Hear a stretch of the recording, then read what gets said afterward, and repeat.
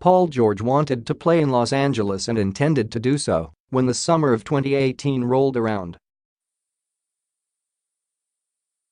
He'd made that clear last year before the Pacers put him on the trade market in earnest, and in doing so, dinged his own trade value as some teams simply assumed he would soon sign with the Lakers. Even the Lakers, it could be argued, bought George's desire to join the team enough to resist trading for him, thinking he could be signed this summer.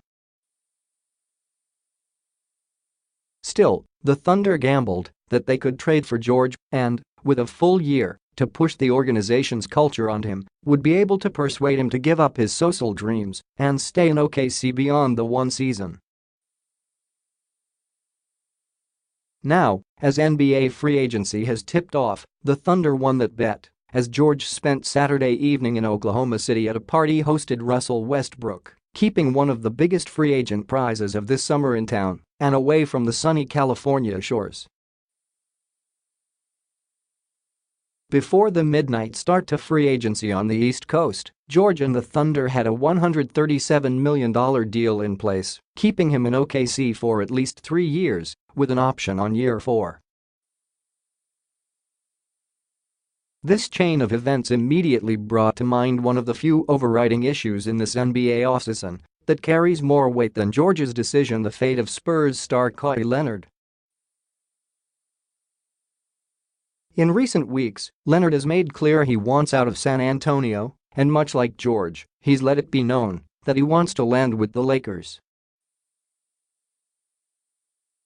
That fact has spooked potential suitors of Leonard, like the Celtics and Sixers, away from making too rich an offer for Leonard.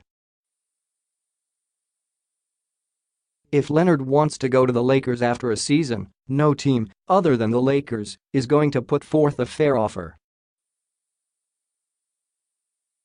It's a one-year rental. Unless, that is, there is some inspiration to be drawn from the Paul George example. The Thunder bet George could be persuaded to stay put, and they were right. Could, say, the Sixers see the results of that success and be willing to up their offer to the Spurs for Leonard? Well, maybe. If they were dealing with George, it would obviously be a gamble worth taking. But Leonard is a different story. George just always wanted to go to LA because he was a local kid and would enjoy playing back home. Leonard's desire to go to the Lakers is driven, in part, by an appreciation of home, but it is also fueled by his agents, who want to maximize Leonard's exposure, especially before his contract with the Jordan brand is up at the end of September. Leonard was close to a new $20 million shoe deal 4 months ago, but the belief is that he could earn much more in a bigger media market than San Antonio and could earn most of all by being in LA. There's some difference, then, between George's motivation for going home and Leonard's motivation, and George's motivation was much easier to change. There's also a difference in personalities, and that's where things get tricky for a team thinking about taking an OKC-type gamble. Asked about the possibility of the Thunder's success with George possibly inspiring a move for Leonard by a non-Lakers team, with no guarantee he would re-sign, one GM said, "Paul George is not the same guy as Kawhi Leonard. You can't approach them the same way. George is going to try to get along with the people in his locker room. Leonard does not care as much about that. Indeed, what we saw from Leonard in the past year, as his mysterious quad injury torpedoed his season and dragged the Spurs organization down with it, was a player who came off as stubborn and hard-headed. Leonard had always been quiet and introverted in a locker room that lacked flashy stars but was stacked with genial personalities.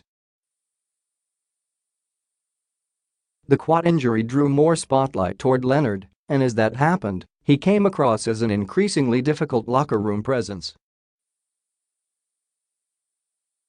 If he is set on going to the Lakers, another team that trades for Leonard will have to contend with that reputation for stubbornness.